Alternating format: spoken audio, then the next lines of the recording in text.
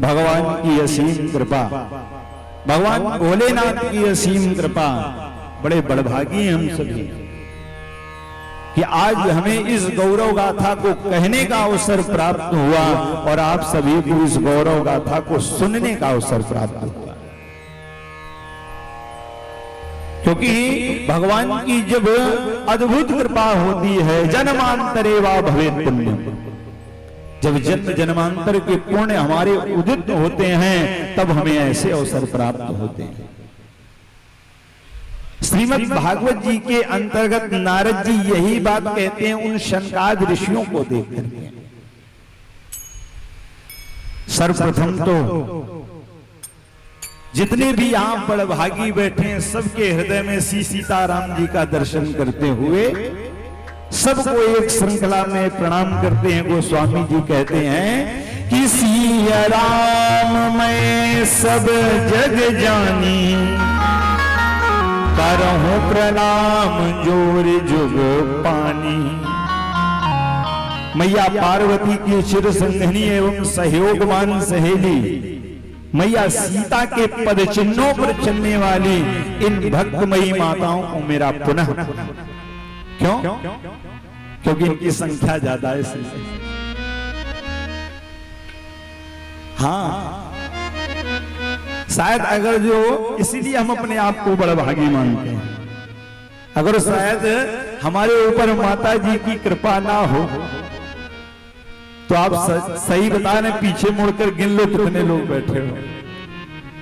ये माता है, इस वाणी को सुनने के लिए वो स्वयं आती हैं, ऐसा मेरा भाव।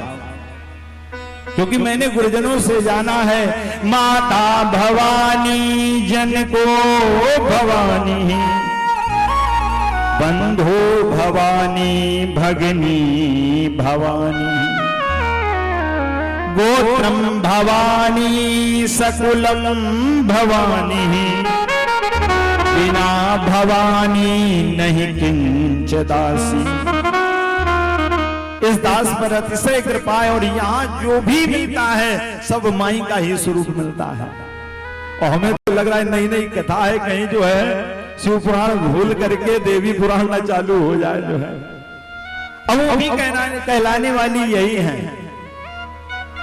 अब यहां पर बैठे हैं, जो भी निकलेगा सब इनकी ही कृपा से निकलेगा और हमारे गुरु जी की कृपा से।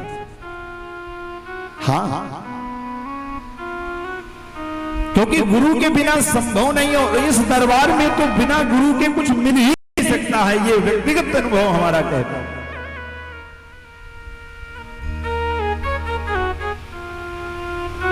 गुरु की कृपा से ही ये कथा हो रही है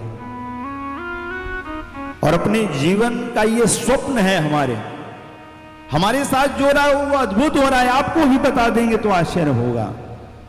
जिस कथा को हम कहने जा रहे हैं, इस कथा को हम प्रथम बार कहने जा रहे हैं, कभी भी हमने इस कथा को कहा नहीं है। और ये तो हमारे गुरु का वात्सल्य है, ये तो हमारे गुरु का आशीर्वाद है। कहते हैं गुरु मेहरबान तो चेला। 6 तारीख को इस कथा का निर्धारण हुआ था, हमें याद।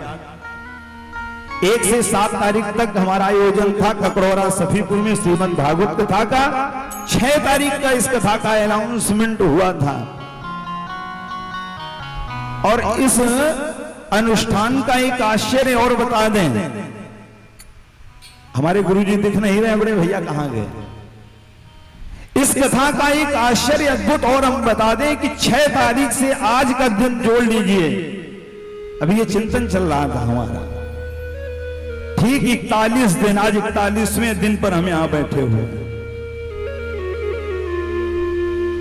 6 तारीख से और आज 17 तारीख है, 6 से 16 40 दिन, आज 41वां दिन है। आज 41वें दिन के अनुष्ठान का ये फलश्रुति है शिव महापुराण की कथा।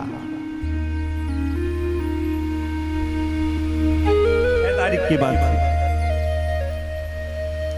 और देखो, वास्तव में गुरु वही है जो आपको धर्म पर चलने के लिए प्रेरित करे। वही साक्षात नारायण है। वेदो नारायणा साक्षात, वेद क्या है? साक्षात नारायण। और मैंने कहा वेद के बताए हुए मार्ग पर चलना ही धर्म है। और जो हमें वेद की तरफ अग्रसर कर रहा है, परमात्मा की ओर लेकर के जा रहा है, वास्तव अद्भुत है महिमा उस गुरु की,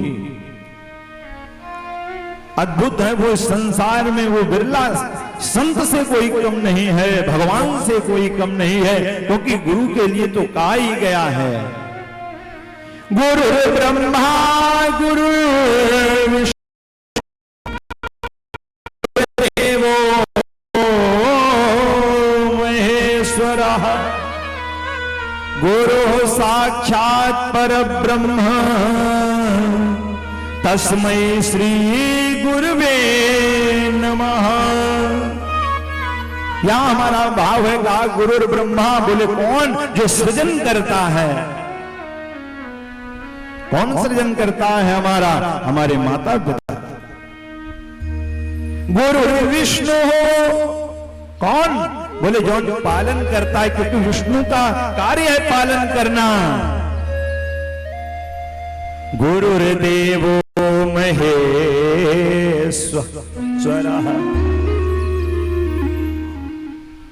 महेश्वर कौन? जो संहार करता है।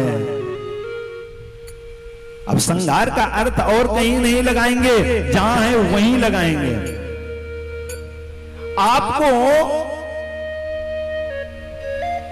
अभिमान की गर्त में जाने से जो बचा ले वही तो महेश्वर है। और उस परमात्मा का, हमारे नर्मदेश्वर महादेव का, भोलेनाथ का ये कार्य है अभिमान को चूर करना।